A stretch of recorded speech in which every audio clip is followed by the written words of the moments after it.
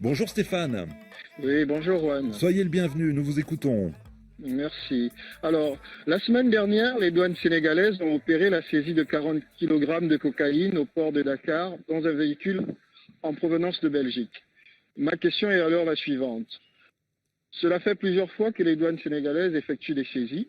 Dakar est-il devenu une plaque tournante de la cocaïne? Ah, la capitale sénégalaise serait-elle devenue une plaque tournante du trafic de la cocaïne? Bonjour William Delesseux. Bonjour Juan, bonjour à tous. Vous êtes l'un des correspondants de RFI au Sénégal. Stéphane le rappelait à l'instant, la semaine dernière, les douanes sénégalaises ont découvert dans une voiture au port autonome de Dakar 43 kilos de cocaïne. Le lendemain, c'est la Marine nationale qui a saisi plus d'une tonne de cocaïne au large de Dakar. C'est la question qui est finalement sur toutes les lèvres depuis peu au Sénégal. Est-ce que la capitale n'est pas devenue une plaque tournante du trafic de drogue ? Oui, Juan, et cette question, la presse sénégalaise se la pose. Le Sénégal devient-il un narco-État? C'est demandé par exemple Le Quotidien ce lundi. D'après plusieurs spécialistes, on en est quand même loin. Pas d'inquiétude. On ne peut pas vraiment parler du Sénégal comme d'une plaque tournante, en tout cas plus importante qu'auparavant.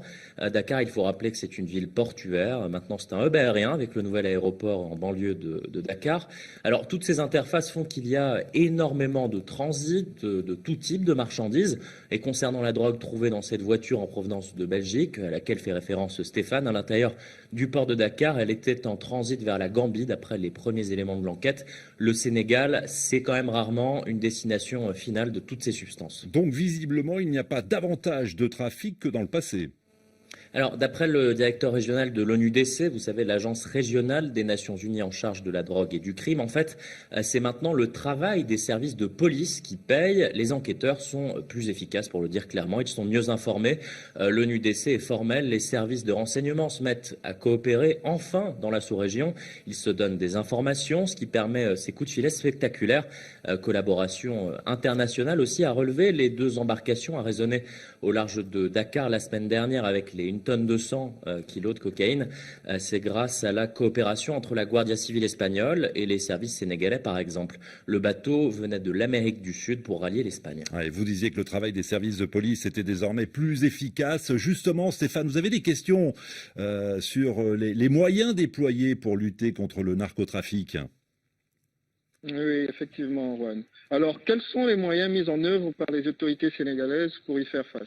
William Delesseux à Dakar.